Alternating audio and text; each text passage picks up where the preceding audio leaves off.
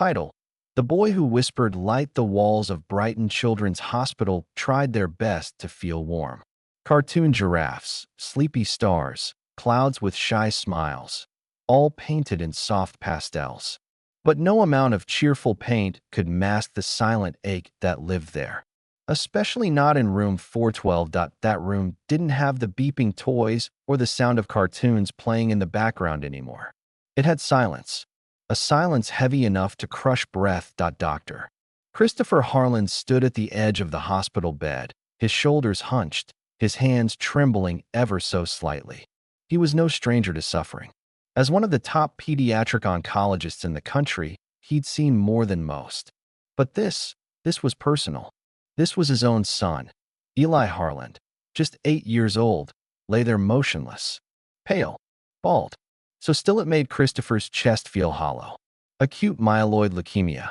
They had tried everything: chemo, immunotherapy, experimental compounds flown in from across the globe. Nothing had worked. Eli had once been all motion, all giggles and messy crayons. Now his breaths came like the slow, uncertain rhythm of a drum losing its song. The monitors beside him pulsed in fragile time. And Christopher, father, doctor, man of science, stood helpless. Tears clouded his glasses that a soft knock at the door startled him. He turned, expecting a nurse. But instead, a boy stood in the doorway. Maybe 10 years old. Black. Thin. His jeans were a little too short, the hem frayed. His sneakers looked secondhand, and his polo shirt had a small hole beneath the collar. But his eyes, deep brown and wide, were calm in a way that felt unnatural. Or maybe too natural. "Can I help you?" Christopher asked, masking his emotion with professional formality. The boy stepped inside. His voice was soft but confident.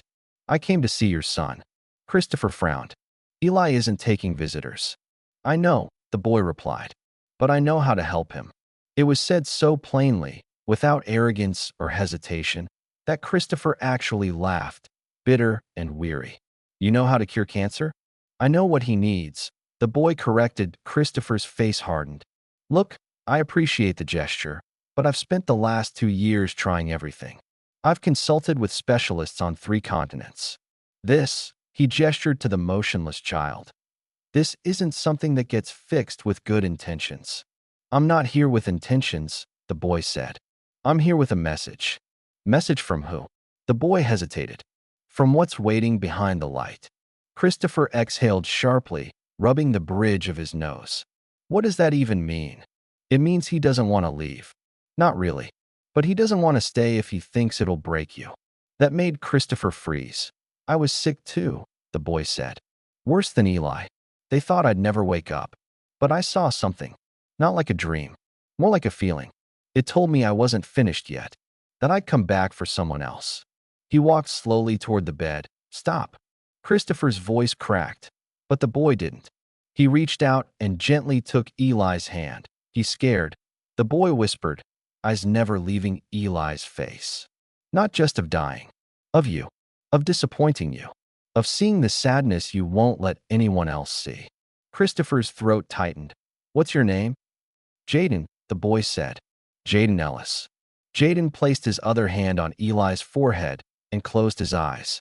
He whispered something, words too soft for Christopher to catch, and then Eli's fingers twitched. Christopher stepped forward in disbelief. "Eli." The boy stirred. Slowly. His eyelids fluttered. His lips parted. "Dad?" he rasped. Christopher's knees nearly gave out. "Eli, I'm here, buddy. I'm here." He grasped his son's hand, warm now, responsive. "What did you do?" he asked Jaden, his voice shaking. "I reminded him why he mattered," Jaden said. "But he still has to choose to stay." Christopher stared at him, disarmed, angry, hopeful, disbelieving, all at once. "You're a child," he said. "You're not a doctor." "You're not." "I'm more than what I look like," Jaden said gently. "Ask Nurse Rivers. She knows me." And with that, he walked out. Christopher turned to the nurse's station, voice still hoarse from emotion. "Who let that boy in?" A nurse looked puzzled. "Boy." "Jaden. Small kid. About 10. The nurse's brows furrowed. "Dr. Harland. Jaden hasn't been here in a year." He moved out of state. But yes, he was very special. Christopher pressed. What was his story? Nurse Rivers was called.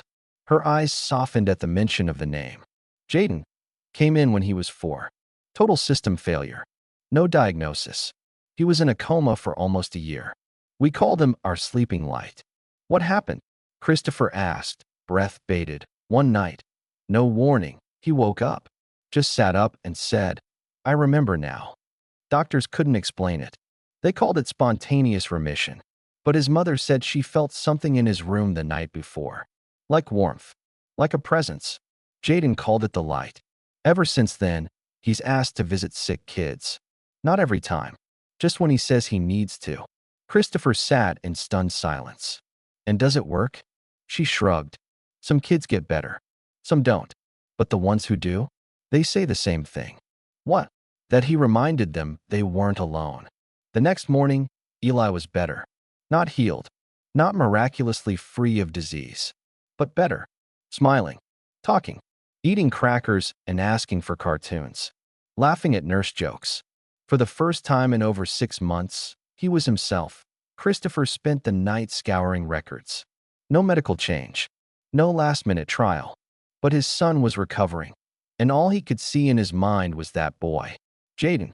His calm eyes. His certainty. He sat beside Eli's bed that night and asked softly, Do you remember the boy who came yesterday? Eli nodded slowly. He told me something. What did he say? He said, Your dad's going to be okay now. Christopher blinked. But I thought you were the one who needed help. No. Eli whispered, voice thin but sure. It was you. The words hit him like a wave.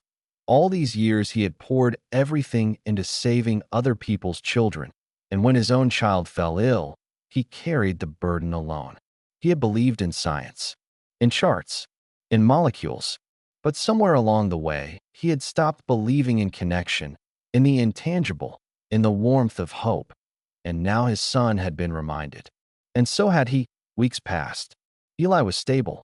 The cancer was still there, but slowed, held at bay like a tide waiting for permission. The doctors called it unexpected stabilization. Christopher called it something else. Healing. He changed too. He stopped rushing past parents in the waiting room. He started spending more time in patients' rooms. Sitting, listening, holding hands, letting his silence speak comfort instead of control. That he started a foundation in Eli's name. It was focused on holistic care, emotional healing, therapy, and what he called presence medicine. They named it the Ellis Project. Then one summer, a letter arrived. No return address. Inside, a photo. Jaden, now older, stood on a sun-drenched hillside with a small lamb in his arms, smiling. On the back, a note was taped. Healing doesn't always mean curing. Sometimes it just means remembering why you're still alive.